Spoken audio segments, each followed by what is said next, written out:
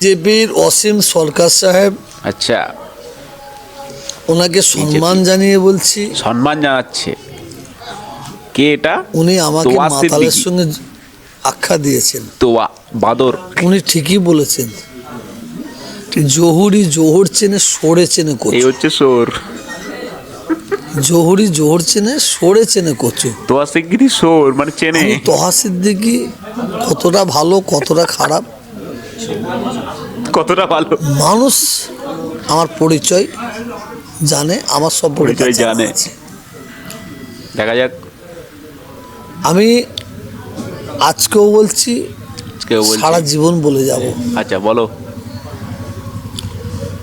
BJP যদি মুসলমানদের সোনা দিয়ে মুড়ে দেয়, আচ্ছা। সত্যিকারের সে যদি মুসলমান হয়, সে বিজেপিকে সমর্থন করতে পারে না। চাপ বাবা, কি তার কথা? কারণটা হচ্ছে বিজেপির দ্বারাই তারাই মুসলমানদের বাবরি মসজিদকে শহীদ করা হয়েছে, এটা যা সারা বিশ্বের বাবা। মানুষ জানে। আচ্ছা, বিজেপির দ্বারাই তারাই ভারতবর্ষে বিভিন্ন রাজ্যে মুসলমানদের মসজিদকে ভাঙা হয়েছে। বাবা বাবা বাবা, বিশাল ইনফরমেশন। বিজেপির দ্বারাই তারা ভারতবর্ষে বিভিন্ন মসজিদে উগ্র হিন্দুরা, উগ্র হিন্দু বাবা। অসীম বাবুর মতন হিন্দুরা অসীম বাবু কি উগ্র হিন্দু? মসজিদের মিনারে গেরুয়া ঝান্ডা বেঁধেছে। আচ্ছা, গেরুয়া ঝান্ডা।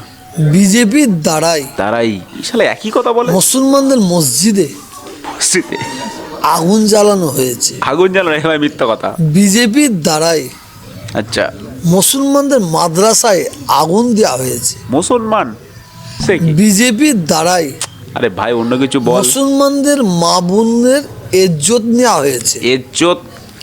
বিজেপির দ্বারাই মুসলমানদের মা বোনকে খুন করা হয়েছে। ভুল কথা। বিজেপির দ্বারাই একটা বাচ্চা মেয়ে আসিফা, আচ্ছা, আসিফা তাকে দীর্ঘদিন ধরে ধর্ষণ করে তাকে মারা হয়েছে। এটা খারাপ ঘটনা। আফরাজুলকে মারা হয়েছে, আফরাজুল। আখলাককে মারা হয়েছে, তাবরেজ আনসারকে মারা হয়েছে। বিজেপির দ্বারাই বিজেপির দ্বারাই। বিজেপির দ্বারাই মুসলমানদের ধর্মগ্রহণ, তো সেই ধর্মগ্রন্থকে ছিঁড়ে পিচ্ছাপ করা হয়েছে অসীম বাবুর মতন উগ্র উগ্র মৌলবাদ সমাজবিরোধী হিন্দুদের দ্বারাই। সমাজ বিরোধী গাধা কথা। বিজেপির দ্বারাই মুসলমানদের ধর্মগ্রন্থ কোরআন শরীফকে পোড়ানো হয়েছে। পড়ানো হয়েছে বিজেপির দ্বারাই সে কবে? মুসলমান মা এটা বোনেরা আমার জানা নেই। স্কুলে যাচ্ছে, কলেজে যাচ্ছে, বাজারে বেরিয়েছে বোরকা গায়ে, তাদের বোরকা ছিঁড়ে নেওয়া হয়েছে, বাবা তাই নাকি? বোরকা খুলে নেওয়া হয়েছে। তাই নাকি?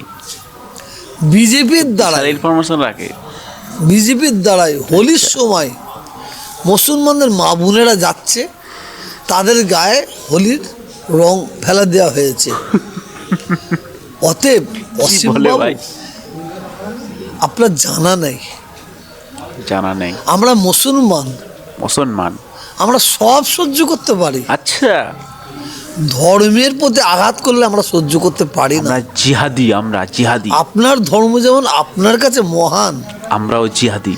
আমার ধর্মটা আমার কাছে মহান। ঠিক, একদম জিহাদি ধর্ম। আপনার মায়ের ইজ্জত যেমন আপনার কাছে ইজ্জত। মহান, একদম। আমার- যাই হোক বন্ধুরা, দেখলেন ভিডিওটি। এখন ভিডিওটি আমি তো দেখছিলাম, তার মাঝে মাঝে একটু কিছু কথা বললাম, কারণ আমার একটু মানে ইচ্ছা করে কথা বলতে। এই তোবা সিদ্দিকী, সরি তোবা না, তোবা না, তোয়া, যাই হোক, তোবা না তোয়া, যা একটা কিছু হবে, সিদ্দিকী বাবু, সিদ্দিকী মহাশয়া বা সরি মহাশয়, এই তোয়া সিদ্দিকী মহাশয় কি বলছে যে বিজেপি কেউ করবে না, কোনো মুসলিম তোমরা বিজেপি করতে পারো না, বিজেপি হচ্ছে ভারত বিদ্বেষী, বিজেপি হচ্ছে মুসলিম বিদ্বেষী, বিজেপি হচ্ছে মুসলিমদের শেষ করে, বিজেপির জন্যে মুসলিমদের সব শেষ হয়ে গেল, বিজেপির জন্য মুসলিমদের প্রচুর মানুষ মরেছে, বিজেপির জন্য মুসলিমদের মা বোনদের ইজ্জত গেছে, বিজেপি বিজেপির জন্যে মুসলিমদের আর ব্লা ব্লা ব্লা অনেক খবর বলে গেল। কিন্তু ভাই আমি একটাই কথা বলতে চাই এই তোবা সিদ্দিকীকে কি হুজুর, আপনাকে হুজুর বললেই ঠিকঠাক হবে? আচ্ছা হুজুর আপনি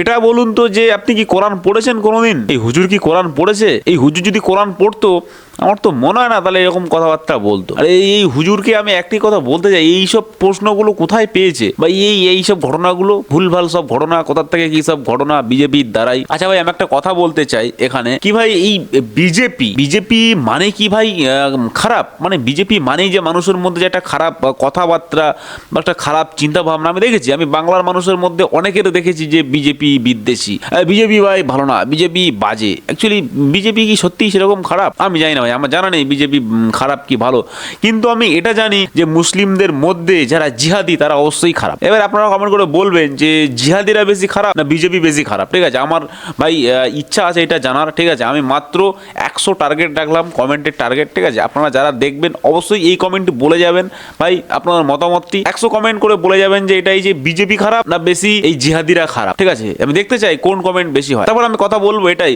যে এই তোবা সিদ্দিকী যে কথাগুলো বললো যে কোরআন শরীফ নিয়ে অসীম সরকার বাজে কথা বলেছে, কোরআন শরীফকে প্রস্তাব করার কথা বলেছে এবং সে সঠিক কথাই বলেছে। এই তোবা সিদ্দিকীকে আমি বলতে চাই, ঠিক আছে, আমার ফোনে আছে, চলুন আমি আপনাদেরকে দেখাচ্ছি বের করে যে কত নম্বর আয়াতে লেখা আছে, কত নম্বর সূরাতে লেখা আছে যে মুসলিমরা যেখানে তোমরা অন্য ধর্মের মানুষকে পাইবে মুশরিকগণকে সঙ্গে সঙ্গে পাকড়াও করিবে এবং তাদেরকে তোমরা শেষ করিবে। দেখতে চান? অবশ্যই দেখাচ্ছি, আসুন ভাই। একটা কথা আমি বলতে চাই, এই মুসলিমরা যতই নিজেদেরকে ভালো ভালো বলে এর কি চেঁচামেচি করুন না কেন ভাই, এদের ফাঁস হয়ে যাবেই ভাই, ফাঁস হয়ে যাবে, কিছু করার নেই। ঠিক আছে, যেখানে দেখুন এখানে সূরা নাম্বার 9, ঠিক আছে, আয়াত লেখা রয়েছে এখানে। আপনারা যদি সূরা নম্বর 9 ভালো করে বের করেন তো অবশ্যই পেয়ে যাবেন। এখানে আমার ফোনেও রয়েছে। ঠিক আছে, আমি এখানে ফোনে আপনাদেরকে দেখাচ্ছি, ভালো করে কিন্তু এখানে পড়বেন। এখানে প্রথমে লেখা আছে আরবি ভাষায়, আমি আরবি জানি না, বাংলাটা আমি পড়ে শোনাচ্ছি। এতপর নিষিদ্ধ মাসগুলা অতিবাহিত হয়ে যাবে, তখন তোমরা মুশরিকদেরকে যেখানেই পাও হত্যা করো এবং তাদেরকে পাকড়াও করো, তাদেরকে অবরোধ করো এবং তাদের জন্য প্রতিটি ঘাঁটিতে বসে থাকো। তবে যদি তারা তওবা করে এবং সালাত কায়েম করে আর যাকাত দেয় তাহলে তাদের পথ ছেড়ে দাও।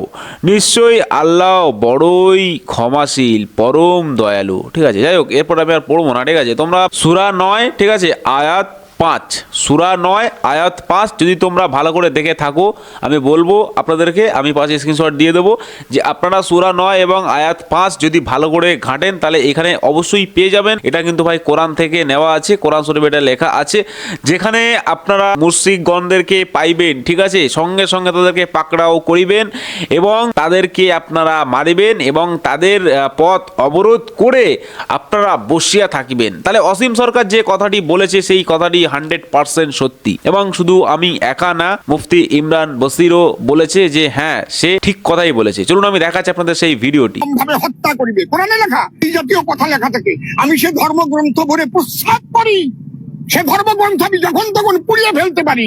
মানবতা বিরোধী সেই ধর্মগ্রন্থ। কথাগুলো কি সত্যি নাকি তার মন গড়া বক্তব্য? চলুন সরাসরি কোরআন হাদিস তাফসীর থেকে দেখি তার কথার সত্যতা।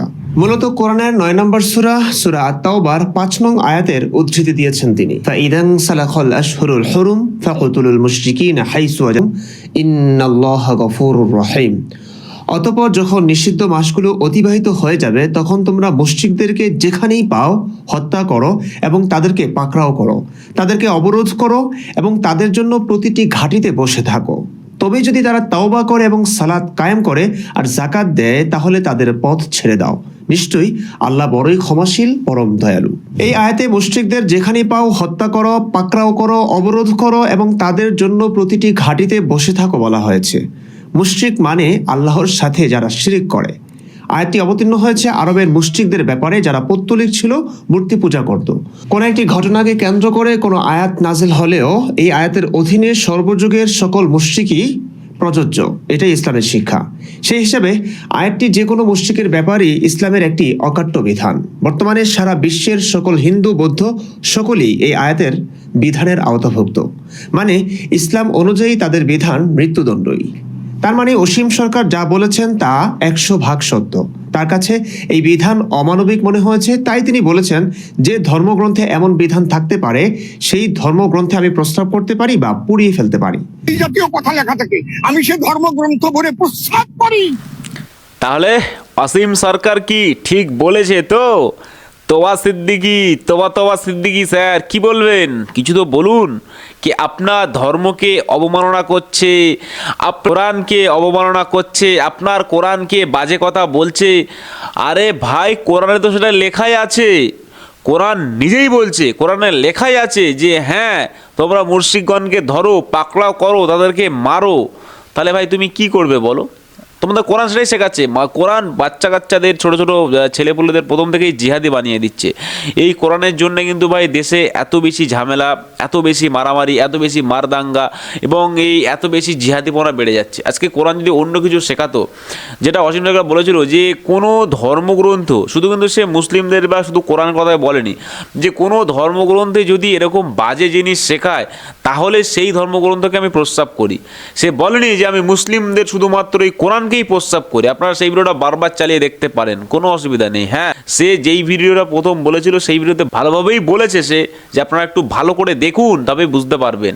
আর তারপরে কথা হলো যে কোরআনের কথা। ভাই কোরআনে তো ভাই ঠিকই তো বলেছে, কোরআন তো সেটা তো লেখাই আছে, 100% মিলে গেছে। সবাই বলেছে। এখন কোর্টে যদি গিয়ে সে যদি এইটা পেশ করে দেয়, আমি 100% শিওর, 100% কি ভাই, আমি 200% শিওর যে অসীম সরকার ভাই জিতে যাবে।